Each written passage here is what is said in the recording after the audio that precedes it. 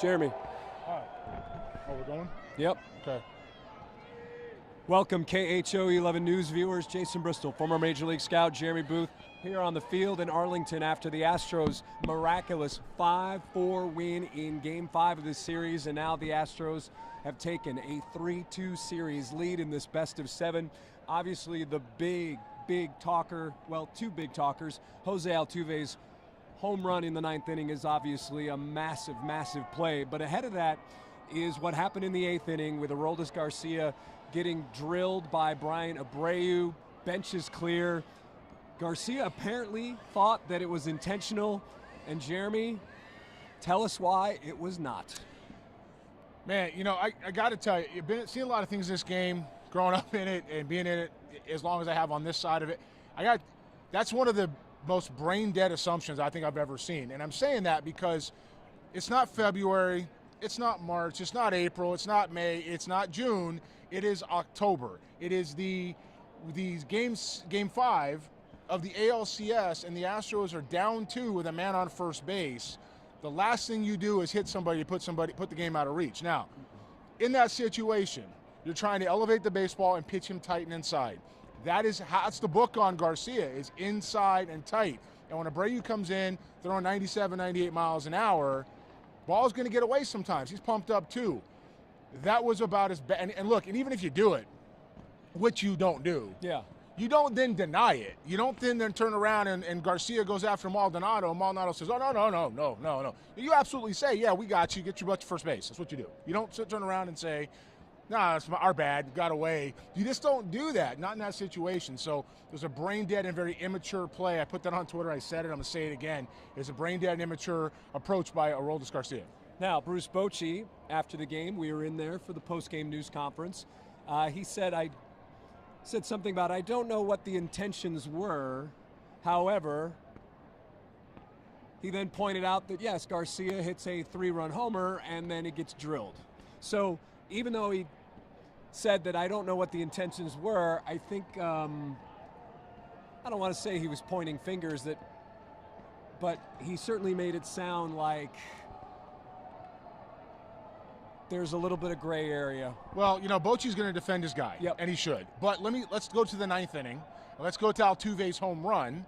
Or was that was top of 9th, correct? Top of the 9th. Yeah. And then Bregman gets buzzed. Was it Dubon? Dubon gets buzzed with 97 up by his tower, and he backs up and he didn't say anything. That's after giving up the lead. So if Leclerc isn't going to do it, why is Abreu going to do it? Right? We're not going to go ahead and talk about the Rangers and their approach, because it's not his job to do that. But from a baseball standpoint, and I saw some things on Twitter or X that we were talking about where guys are saying, I'm not even going to debate with you whether or not Abreu hit him on purpose. That's ridiculous. Abreu didn't hit him on purpose. Nobody's doing that. And if Leclerc isn't going to do the same thing, and he's not going to throw at him, then Abreu's not either. All right, so sorry about this. I wasn't ignoring you. I was trying to get the I tried to do it too. KHO 11 Facebook page up. Kind of behind the scenes here, our phones are connected to a certain Wi-Fi here, and it's really been not great throughout this series here. So I had to then pull off the Wi-Fi, go to over the air, whatever, and now I have it. So if you have any questions, certainly ask us. We have a lot of people watching right now. What I didn't get a chance to ask Dusty, and I don't know how he would have answered it anyways, that 9th inning, the Astros pinch hit for Jeremy Pena with Yainer Diaz, and then Singleton for Maldonado. Now, conventional thinking would say, okay, Dusty would have left Pena in to hit, and then Yainer for Maldonado, setting the stage for Jose Altuve. Do you think that that's a move Dusty would have made? Because I don't know if he would have made that move pinch hitting for Jeremy Pena. I don't think he hits for Pena either. I do agree with you. He hits for Maldonado there. Yeah. But I don't think he hits for Pena in that situation. And I will say that whoever did make that decision, you know, and for now, you know, Dusty's in the clubhouse. We can give him the benefit of the doubt of telepathically communicating it or any number of ways that he may have done it. But he didn't do it. Whoever's on the bench made that call. Hitting Diaz in that position in the 8-hole for Pena, Diaz came off and hit a rocket, 100 fastball, and hit an absolute bullet to left field, and it got him started. Going back to the Abreu situation, what that really did was that woke this crew up. And we talked about this earlier. We'll go back to Verlander in the 6th. We have a lot to discuss. But we talked about it before the game. We talked about Montgomery versus Verlander, how it was going to battle. And you and I said, we said Montgomery's going to have a long day. And he did. He did have a lot of balls hit hard off him, and he got out of there unscathed for the most part. But early and often he was getting hit. Verlander, we said, was going to battle.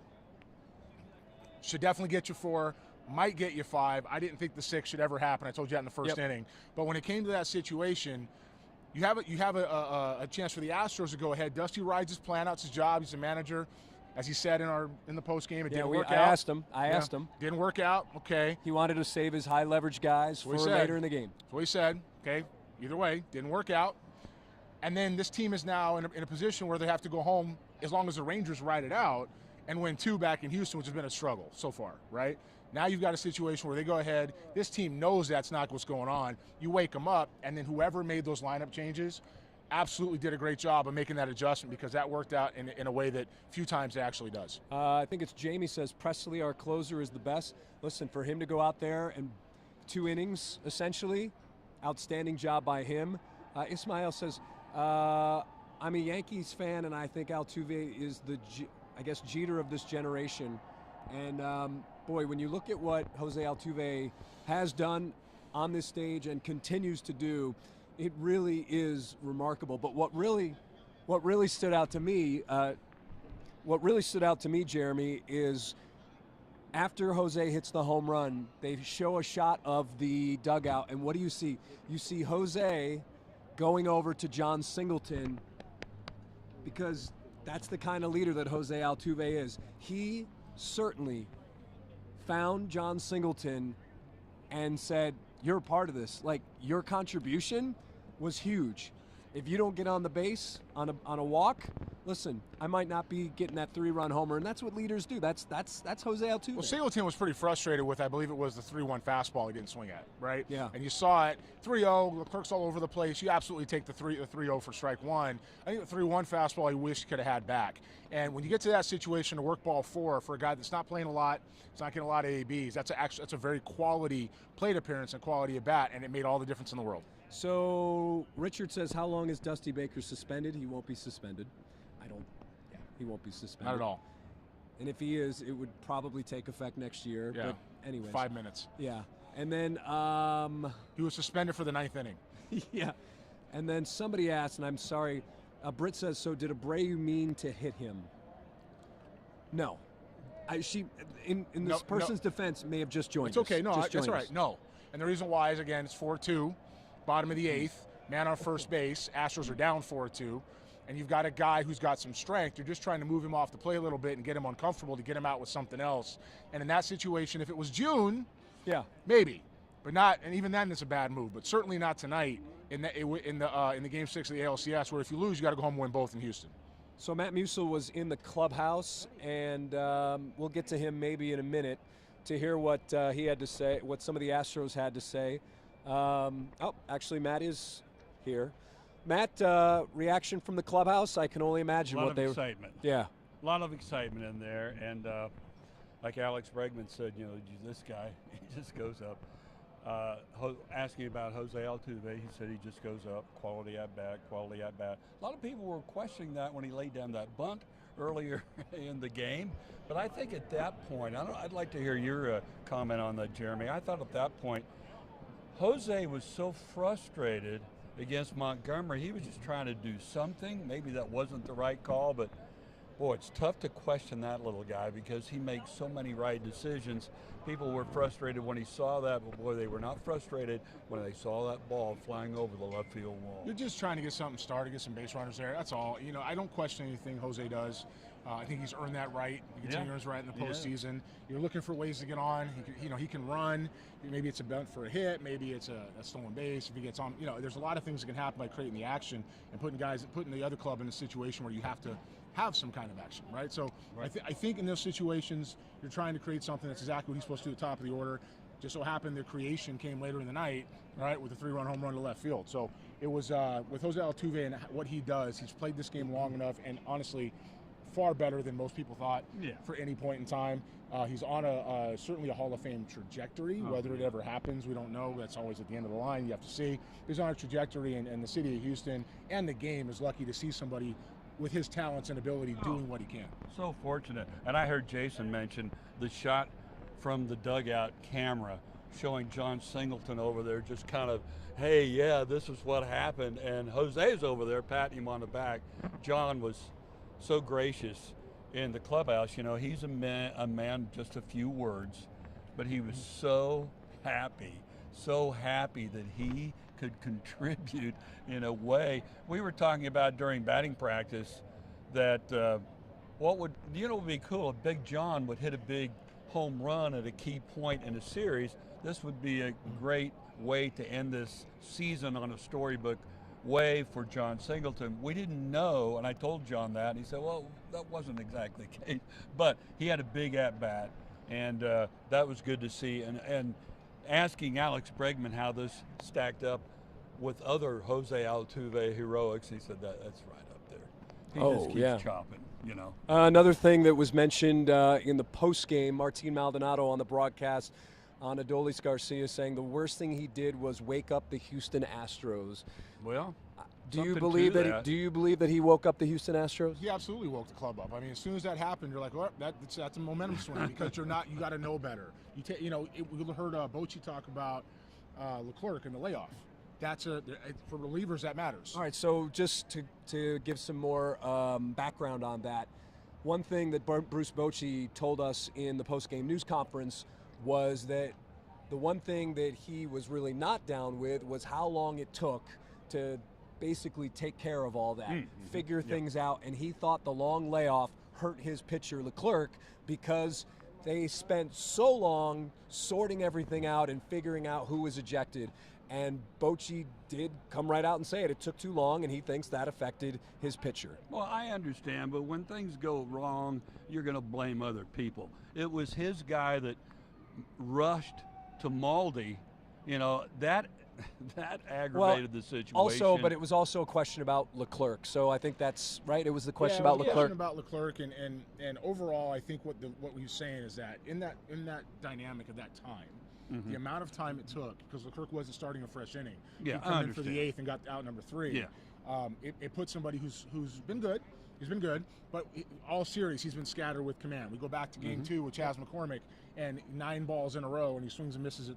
Right, takes swings and misses at a we call a nasty slider for strike 1. It was the first one he'd hit in 3 hitters.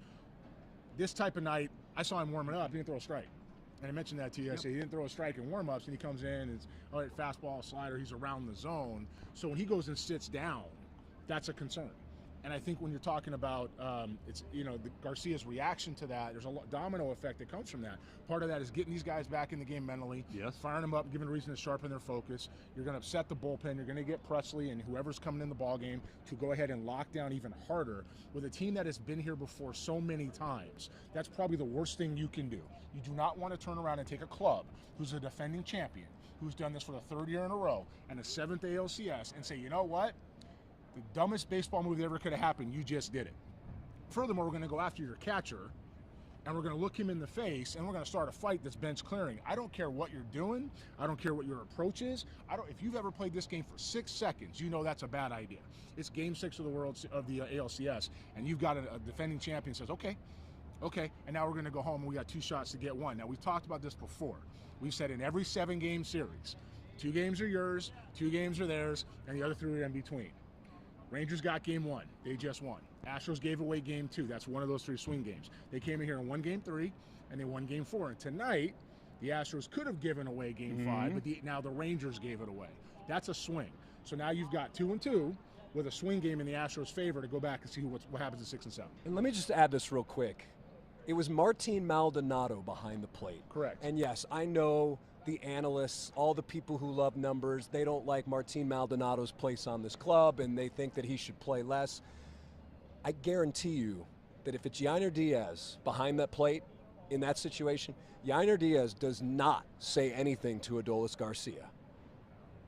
Well, he might say something physically, but he's not certainly. Yeah, but what I'm saying is, for Martin to then speak up, that is another. I mean, that's experience. That's veteran, being around. That's a veteran move. Veteran move. You do not.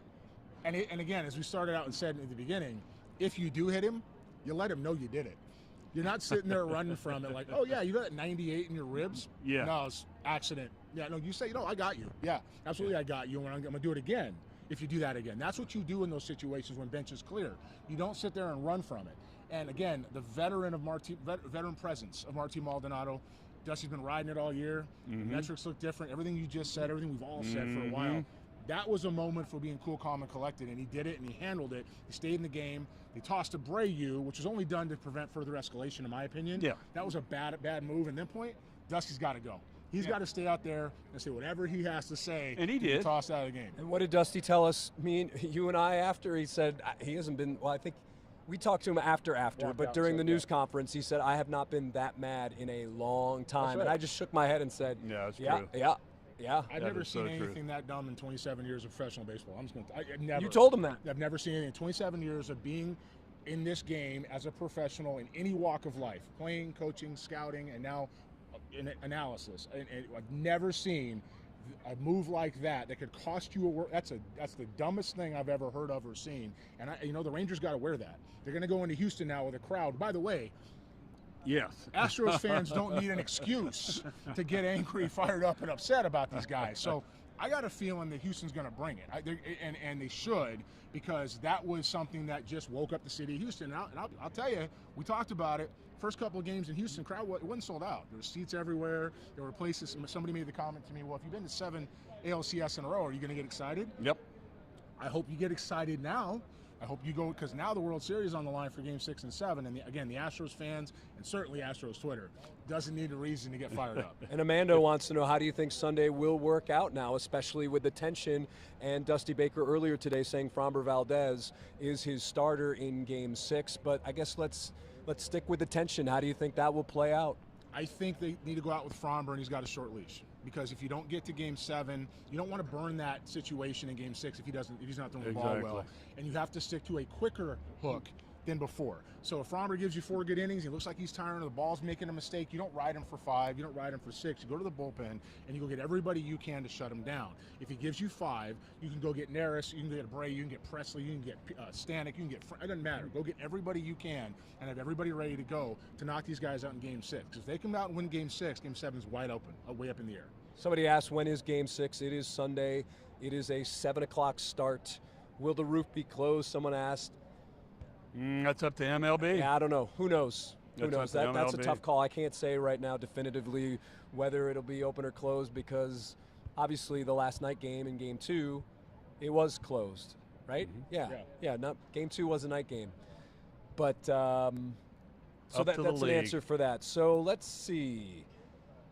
Do the Astros get more momentum with a 1-run victory or the blowouts of the previous 2 nights? Listen, momentum is momentum. It doesn't matter how you get it. Now, some people believe that it really doesn't matter. There is no such thing. Momentum what? Momentum is only as good as your starting pitcher. Your next starting pitcher. But I think right now, I think I'd be more focused on how the Rangers respond to this.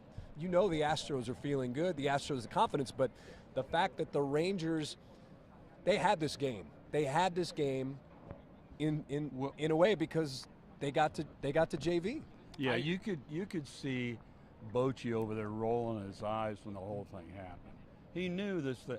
But here's the thing. You've got a guy like Garcia on your team. He's got a little extra mustard on his hot dog. And that's how he plays, though. But that's how he plays, right? That's how he plays. That's how he plays. So you really can't quell that excitement.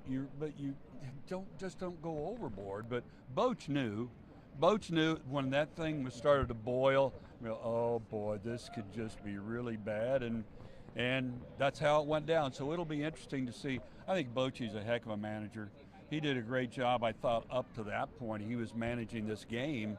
It'll be interesting to see how he approaches. But you mentioned Framber. I don't know if he'll give you 4. I don't know if he'll get to 5. It might be 2. Yeah, but you've got to pull this guy in a hurry. But with Framber, though, because he's been all over the place. He might pitch a no-no. Exactly, right? I mean, the way he goes. Now, we have seen him throughout our photojournalists here. A couple of times have seen Framber and members of the coaching staff in that outfield, and it appears as though working on some delivery, some mechanics things. So who knows what you'll get from Framber, but that's but that's basically what Fromber has been the last month and a half of the season. When you're talking momentum, to go back to that for a second, momentum is mental. And so when the Rangers came in here 2 games to none, the thought was that they had momentum. When you watch the first pitch of the night, you knew they didn't have momentum anymore. Well, you knew that. Okay, I knew that, but I knew they didn't have momentum anymore. I say you because we were doing this together. Yeah. When you watch that, and you watch how the Astros are now hitting the gas, and you watch what the ball's doing off the bat, and the approach, and the calmness, and versus the, okay, wait a minute, we're up 2-0. That's a momentum shift. The next time that momentum can change is when you stop thinking about the environment around you, and the other time momentum can change is when it's personal. And tonight got personal. There's just no way around that. When you have benches clear, that's personal.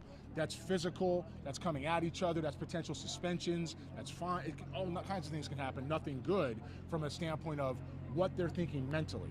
So when you have the Houston Astros who now found a way to get mentally refocused and say, wait a minute, we're playing baseball and you just went after Maldonado and we're right after him too. Not like going to the mound. Pulled up. Right. This is a move you guys won't know about, but look it up. Izzy Alcantara. In 2001, gets hit in a AAA game with Pawtucket and turns around and kicks the catcher in the mask. That's what that reminded me of, okay? And you do something like that, now it becomes personal. The Astros are professionals. The Rangers are professionals. They're both very talented ball clubs. You're going to turn around. You got Fromber and Eovaldi again in Game 6, and you're going to have the Astros now where it's personal and the Rangers just trying to stay alive. That is absolutely a momentum shift because the Astros now are going to feel a sense of we have to bury you. Rangers, we got to stay alive. We have to bury you, and that becomes a momentum shift. Now, as far as Fromber's concerned, he can give you an inning, 2, 5, and no hitter. We don't know what you're going to get. Unfortunately, he's been pretty inconsistent. Yes, they've been working with him out here on delivery and release point. There was a comment made about maybe it's a certain number of type of pitch he's thrown. I don't think so. Cutter versus sinker. Yeah, I think it's all about his direction and his release point and his execution. Which when those things are off with your feet and your line, the rest of it comes off too. So they've been working on it.